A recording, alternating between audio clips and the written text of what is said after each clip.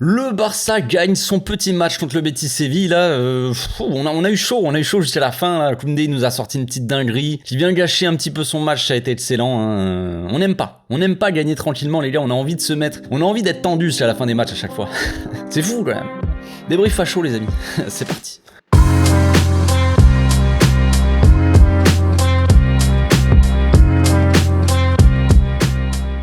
Au passage, n'hésitez pas à vous abonner, liker et commenter. C'est le meilleur moyen de me soutenir et ça fera plaisir à tonton. On a gagné. Oh, on est champion. Non, je déconne, c'est trop tôt. Mais on a gagné, les amis. 3 points de plus. On est content. Non, franchement, c'était tendu cette fin de match, les gars. Moi, elle m'a tendu, frère. C'est quoi ces délires? On n'arrive pas à gagner tranquillement, les gars. C'est fou quand même. Ça fait quand même quelques matchs qu'on gagne sur des petits scores. Là, on met un 2-0. Tu vois, on se dit tranquille, pépouze, les gars. On va commencer à se mettre en pyjama, comme il dit Omar, là, mettre les chaussons. Petit peignoir, frère. On va aller se coucher dans pas longtemps. Et là, d'un coup, dinguerie. Et là, la pression, elle remonte, frère, alors qu'on se dirigeait vers une fin de match plutôt tranquillou, tu vois, tranquille. Bon, bref, l'important, les amis, c'était d'avoir ces petits points-là, ces 3 points, évidemment, de la victoire, et d'aller mettre un peu la pression assez forte sur le Real Madrid. Donc, on est à quoi? On est à 8 points du Real, là, actuellement, et le Real, demain, joue contre Valence, si je ne m'abuse, hein, si je me souviens bien. Donc, voilà, c'est la pression qu'on leur met comme ça, et ils vont être obligés. Ils sont obligés de faire un résultat, vous connaissez l'histoire, donc la pression est sur eux. On a fait le job. Donc Xavi de base il avait mis une petite composition d'équipe assez équipe-type on va dire. On le sait tous les amis, l'absence d'Ousmane, elle est très triste. Nous sommes en deuil, j'ai envie de dire. Ousmane nous manque. C'est compliqué sans Ousmane, on l'a bien vu sur ce match-là, hein, on va en parler, mais c'est compliqué. Sans lui, c'est sûr que ça percute beaucoup moins. Donc Xavi il avait mis la défense type, j'ai envie de dire l'équipe type, hein, donc à la place de Ousmane Dembélé, c'était ça un peu la grande question qu'on pouvait se poser, même si c'était plus ou moins évident, on va dire que Rafinha soit choisi, mais c'était un peu la question, et la question elle est vite répondue comme on dit, c'est évidemment Xavi fait confiance en Rafinha plus que Ferran Torres visiblement, donc c'est le joueur Rafinha qui qui a été désigné, je pense, hein, quand on voit ce match là, c'est le joueur qui est désigné pour remplacer Ousmane Dembélé. Est-ce qu'il va réussir à être à la hauteur? Et on peut toujours rêver. Est-ce qu'il va faire au moins des bons matchs?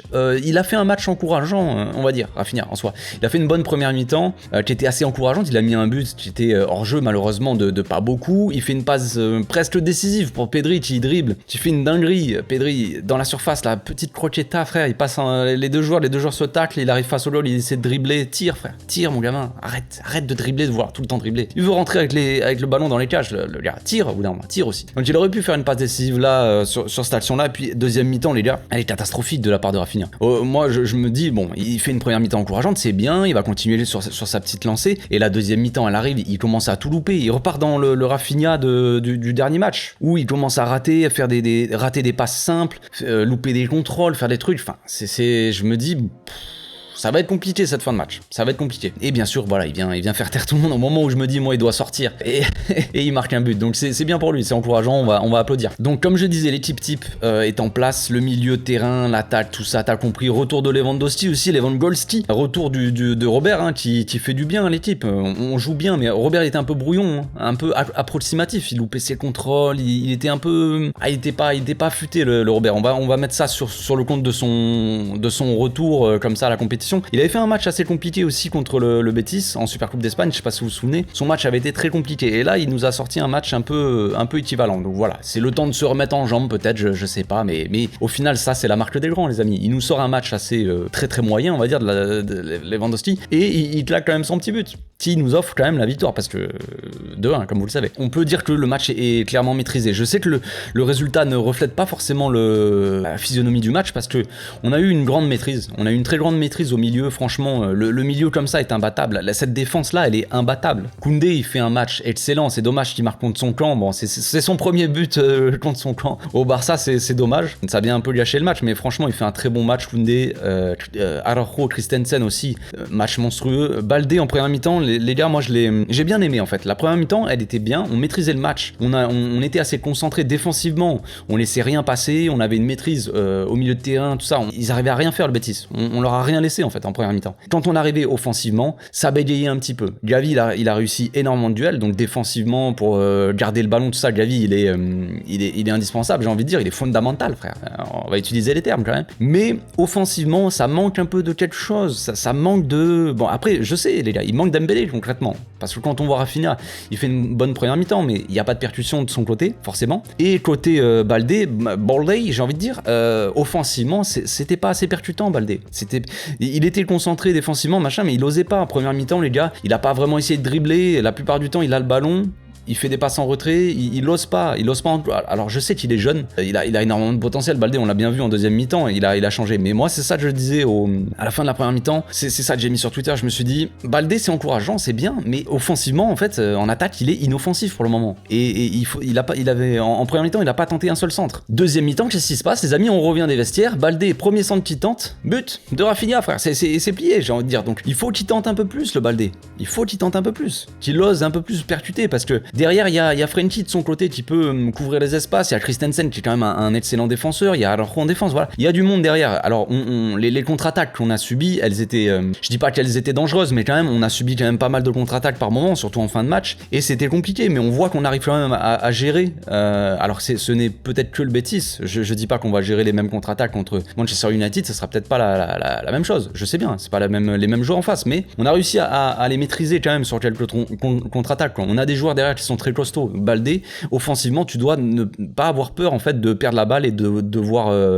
laisser tes coéquipiers en galère derrière en fait. Faut que tu oses, frérot. Et quand il a osé, ça a payé, frère. Il a percuté. Et moi je pensais qu'il ferait la passe en retrait un peu à Lewandowski au début de l'action, mais non, il y va, il prend ses cojones à deux mains, frère.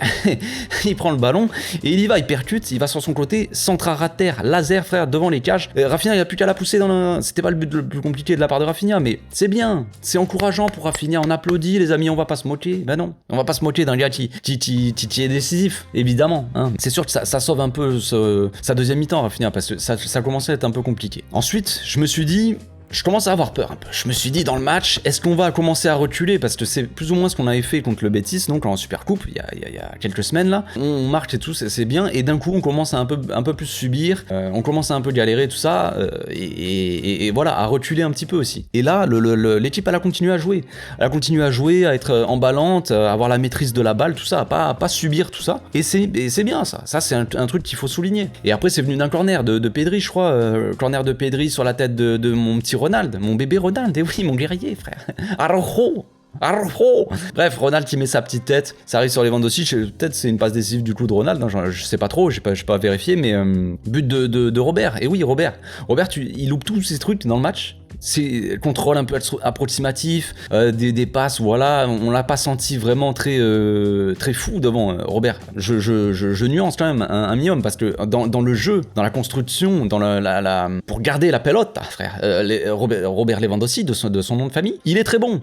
Il est très utile à cette équipe pour jouer en fait dans le jeu. Ça je suis d'accord, mais niveau finition, niveau dangerosité des actions, tout ça en première mi-temps on l'a pas vu, ni en deuxième mi-temps. Et au final il claque quand même son petit but, parce que c'est la marque des grands joueurs les amis, c'est comme ça. C'est comme ça. Robert il peut disparaître pendant tout le match et il ressort au moment où il met un but. Et c'est réglé, et on n'en parle plus, frère.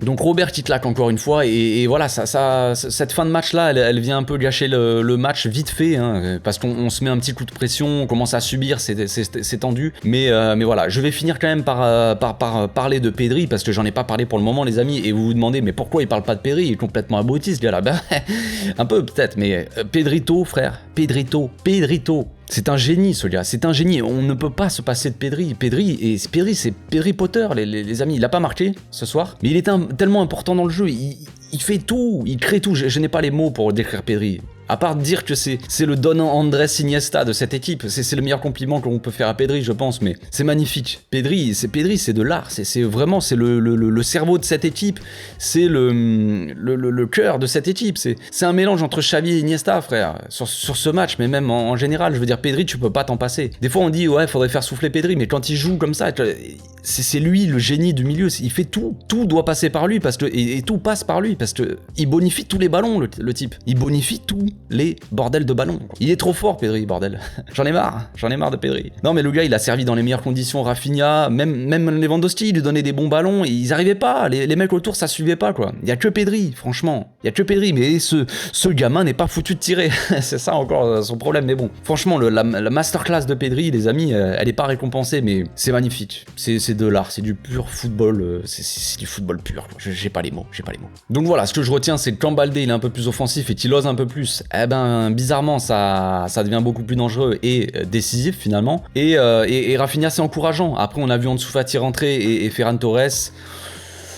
Oh, voilà, on peut pas dire grand chose sur leur entrée, mais bon, au moins ils ont participé un petit peu. Il faut les remettre en jambes, il va falloir faire tourner le truc. Il faut que les mecs, Ferran Torres, Ansu Fati, Rafinha, les trois là, les trois mousquetaires, là, faut qu'ils reprennent la confiance un petit peu. Et après, peut-être qu'on aura une équipe un peu qui va level up un peu, élever son niveau de jeu. Mais franchement, ce match était, et moi je me suis régalé devant ce match. J'ai eu un peu la pression à la fin du match, mais je me suis assez régalé en termes de football. Mais il va falloir marquer un petit peu plus de buts, être un peu plus efficace, un peu plus dangereux devant évidemment. On se retrouve demain les amis pour l'analyse d'après-match, l'analyse à froid. Je vais mettre en story Instagram les amis, allez voir mon Instagram qui est le lien est dans la description de la vidéo, c'est très simple. Donc je vais mettre une boîte à questions en story où vous pouvez me poser des questions, j'y répondrai en vidéo. Donc on se retrouve demain, d'ici là portez-vous bien, passez une très bonne soirée. Ciao.